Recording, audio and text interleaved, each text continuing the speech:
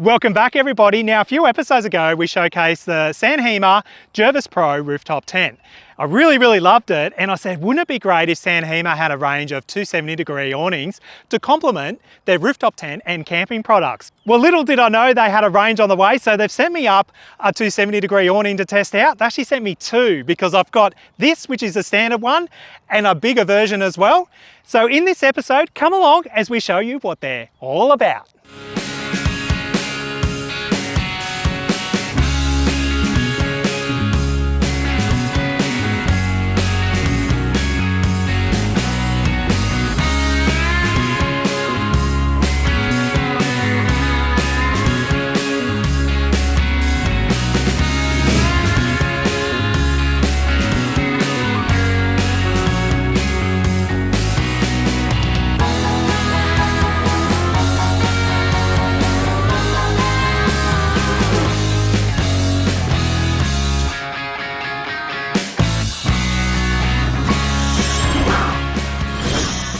So firstly, let's just go through the range of awnings. What you see here is the standard 270 degree. They also have a longer version, which I also have, and I'll show you at the end of this video. And that will actually go on to our future camper trailer project, which I'm really excited about.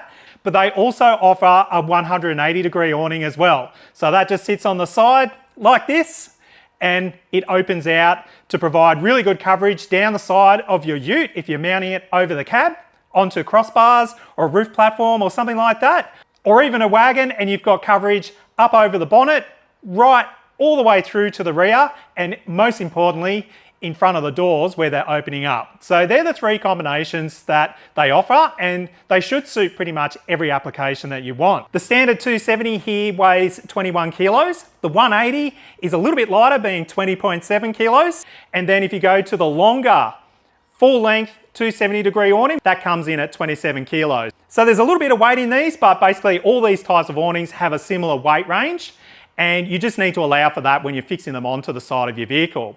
Now what you get with the kit is a nice little carry bag to put all your accessories in. You get a USB cable, and that's important because these awnings also come with an integrated light, which is fantastic. They provide everything to peg it down, including the tent pegs, the ropes, and you also get this tie down here that actually fixes onto your side of your vehicle when you open the awning up. And we'll show you that as part of setting the awning up. The other thing that does come with the kit are these real heavy duty multi-purpose brackets.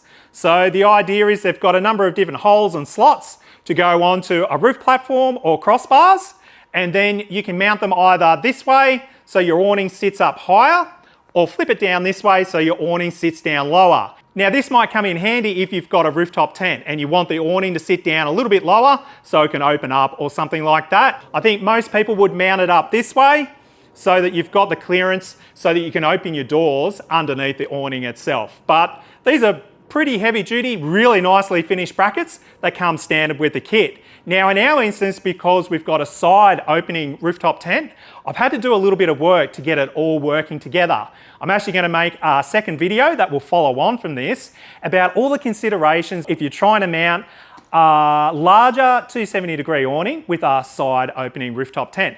I'm trying to keep it fairly trim, taut and terrific, so I won't go into that detail quite so much. But these brackets are really good, and obviously they also provide all the mounting hardware so that you can mount it onto your brackets and onto your vehicle. Now a little tip and trick I'll point out is that when you're mounting the awning brackets with these 270 and 180 degree awnings, it's pretty important to have a bracket as close to that hinge point as you possibly can. Now while the instructions state that you can have them located a fair way back, it just provides a lot of additional support in the area where that hinge point is, and it stops any of the backing plates or any deflection that might occur from the loads of the freestanding awning cantilevering out. So anyway, that's just my tip and trick for the day. Let's go out and check out this standard 270 degree awning, then we'll swap it over to the longer one and show you what they're all about. Now the awning comes with a 580 GSM PVC cover. It's nice, heavy duty and durable, and it's got these real heavy duty zippers that run around it. The fabric of the awning inside is a 600D Oxford fabric. It's got a water resistant rating and it's also got a UV rating of 50 plus. So it provides a lot of protection whether you're out in the sun, the rain or anything like that, enjoying these beautiful countryside of ours. So let's get this set up and I'll show you how quick and easy it is to do. And I'm sure a lot of you have actually seen how these go up, and that's the beauty of these awnings. You simply unzip the cover up to both sides. You flip it over on top of itself, just like so, and you'll see that there's 3 fastening straps. You simply undo the Velcro strips, pull them through, and my tip and trick, so they're not laying on top of the awning itself, is to flop them down the back of the cover. Exactly how you do with the cover, and that has them out of the way. The beauty here is when you go to pack it away, they're not all caught up in behind, but putting them over the back keeps it all nice and tidy. So you undo the other 2 and just let it all hang down like so. And then before you pull it all the way around, you want to get this strap and fix it onto something on the opposite side of the vehicle. When you've got a tub rack, it's quite easy. You just wrap it through a bit of the tub rack. If you've got a roof platform, it's the same thing with that. If you've got roof racks or something like that on a wagon, you can do the same. And you just want to make sure that you've got enough length to tie it back on. Once you've set it up a few times, you work out what hole to run it through or what thing to fix it onto.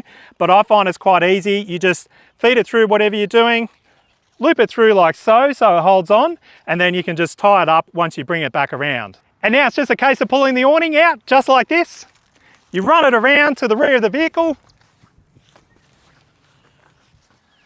Then you just get your strap, clip it in. Gently tether it up, you don't want it too tight, and you're set up and ready to roll.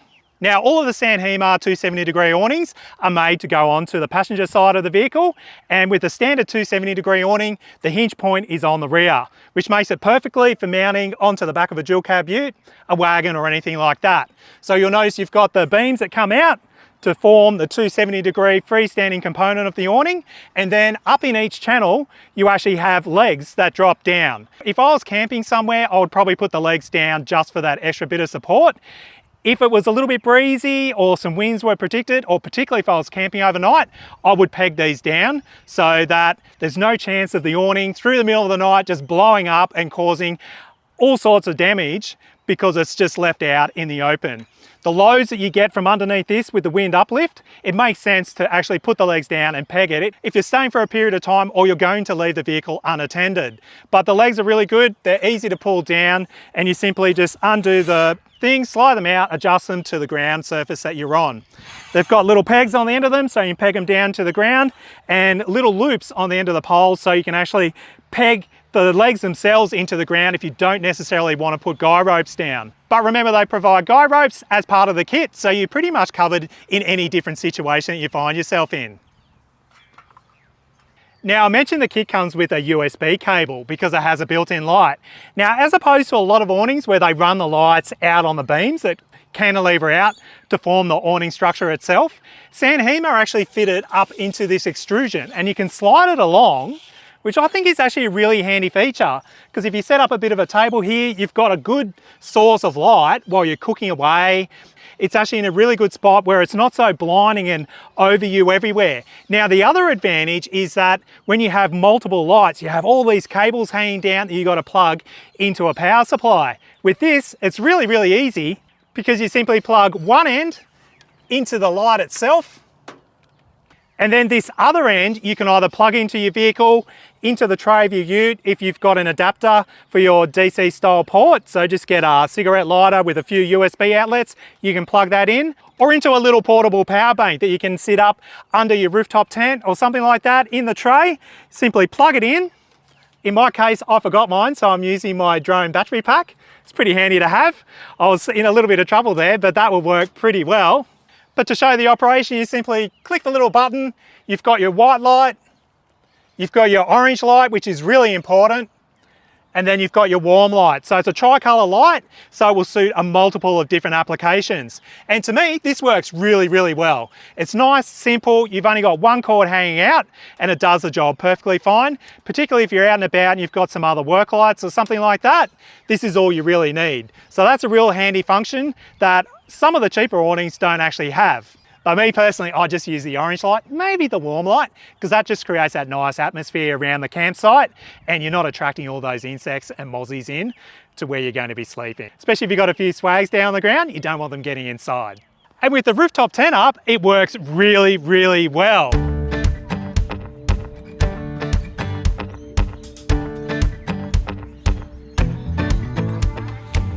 But I know you're thinking, we need a little bit more shade. So check this out. You have this, which is the 270L version. So this is the extra size 270 version that has the extra wing that comes out on the front. And in our case, fixes down to the bull bar so we can tension it all down, just the same as what we did on the back.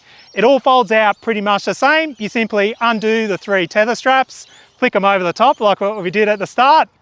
You open up the back section first, as per the standard 270 awning, fix it into place and tether it down. And then you come back around, you've got this extra wing that you fold out on the front section of the awning. This is a really, really good solution that will eventually go onto our camper trailer project. So we'll have this rooftop tent, pretty much the rack, this awning, and it means, particularly over in this section here, we'll be able to pull out our outdoor kitchen and not have to worry about the elements with that extra bit of the awning that goes forward, in that case, to the front of the drawbar. So up under here, there is a ton of space. You've got the same beam style supports that come out, and in this scenario, it is set up as a freestanding awning, and I can just walk for miles before I get back out on the other side. I'm just coming out on the other side of the awning now, and that is how much extra room you get under this. I think it's around about 11.5 square meters, which is a very, very big space. And that extra wing does make a really big difference in my opinion. It provides that extra space that you might want to put a swag under, to set up some tables and some chairs so you can eat outside if the weather's a little bit drizzly like today. And I think it will be a really good solution for those that are out and about and hunting around for a good quality but affordable 270-degree awning that is freestanding. Of course, you can drop the poles down, which I would recommend, especially with such a large awning to support the cantilever that's coming out. But if you want, you can just leave them up. Again, if you're stopping quickly, just to have a spot of lunch. You're down by a creek bed with all the stones. You've sort of driven in there. You can sit in the water, get plenty of shade, and really enjoy your day out. The actual cassette is just slightly longer. There's not that much in it, but obviously you do have this hinge point up here, which is where you need to support it with a bracket to make sure that it doesn't droop down, distort, and deflect. And I think that's a critical thing. So that's where you need something that's 2100 long that you can fix either end, because you've got a hinge point at either end to make sure that it's all nice and stable when you use it in the freestanding function. But the light, just like the normal 270-degree awning, is quite versatile, and you can move it around, change the colorways because there's a tri-color, so you've got that white light, the orange and the warm, but being able to move it around, it's kind of cool. So now let's put some chairs out, bring the family in, and we'll do some cool shots just to show you how much space is under this awning.